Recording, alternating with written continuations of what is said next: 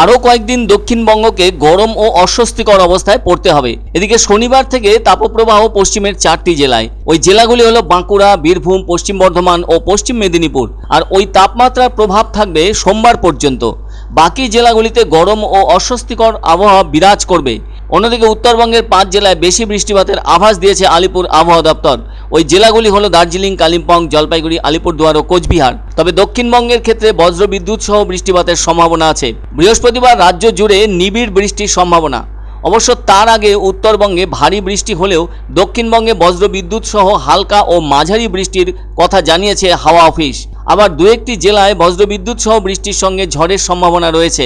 এদিকে আবার কলকাতায় নির্ধারিত সময়ের আগেই বর্ষা আসার কোনো রকম সম্ভাবনা নেই, যে কারণে 12ই জুনের মধ্যে দক্ষিণ পশ্চিম মৌসুমি বায়ু কলকাতায় নাও প্রবেশ করতে পারে। বৃহস্পতিবার বৃষ্টির পর অনুকূল পরিস্থিতি তৈরি হতে পারে এই রাজ্যে।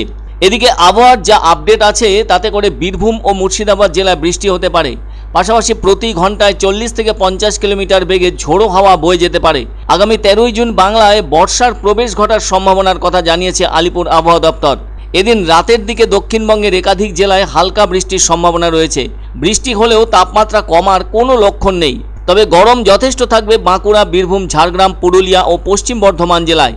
আবহাওয়া দপ্তর আরও জানিয়েছে আগামী কয়েকদিনে 4 ডিগ্রি সেলসিয়াস পর্যন্ত তাপমাত্রা বাড়তে পারে দক্ষিণবঙ্গে। আগামীকাল থেকে বৃষ্টি কমবে। তাপপ্রবাহের পরিস্থিতি না হলেও বাড়বে গরম। রাতের দিকে উত্তরবঙ্গের দার্জিলিং, জলপাইগুড়ি ও উত্তর দিনাজপুর জেলায় ভারী বৃষ্টিপাত হতে পারে। অন্যদিকে বিক্ষিপ্ত বৃষ্টিপাত হতে পারে কালিম্পং, কোচবিহার ও আলিপুরদুয়ার জেলায়।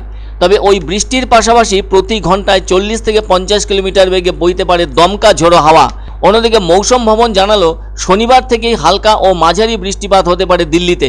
সেই সঙ্গে আবার ধুলোর ঝড়ও বইতে পারে দিল্লির ওপর দিয়ে। আবহাওয়া দপ্তর জানিয়েছে ওই ধুলোর ঝড় হতে পারে প্রতি ঘন্টায় 25 থেকে 30 কিলোমিটার বেগে। এদিন রাতের দিকে দিল্লিতে মেঘলা আকাশ থাকবে। এদিন অবশ্য দিল্লির সর্বোচ্চ তাপমাত্রা থাকতে পারে 41 ডিগ্রি সেলসিয়াস এবং সর্বনিম্ন তাপমাত্রা থাকতে পারে 29 ডিগ্রি সেলসিয়াস। তবে দিল্লি ছাড়াও ধুলোর ঝড় বইতে পারে পাঞ্জাব, হরিয়ানা, চণ্ডীগড় ও রাজস্থানেও। আবার পশ্চিম রাজস্থানেও শিলাবৃষ্টির সম্ভাবনা আছে। তবে হাওয়া অফিস আরও জানিয়েছে শনিবার দিল্লির আকাশ মেঘলা থাকবে। আইএমডি জানিয়েছে পশ্চিমী ঝঞ্ঝার কারণে দিল্লির আবহাওয়ায় পরিবর্তন দেখা দিতে পারে। গতকালও দিল্লি ও এনসিআরের বেশ কয়েকটি জায়গায় শক্তিশালী ধুলোঝড় হয়েছে।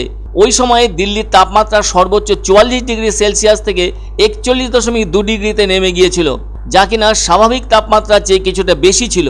তবে শুধু দিল্লি নয়, পূর্ব ও উত্তর ভারতের মানুষও যথেষ্ট অতিষ্ঠ হয়ে উঠেছে গরমে।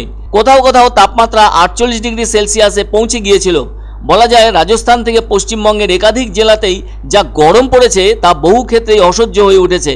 সবচেয়ে বড় কথা, শনিবার থেকে তাপপ্রবাহ ফিরছে সমগ্র দক্ষিণবঙ্গে, যা কিনা সোমবার পর্যন্ত থাকার সম্ভাবনা।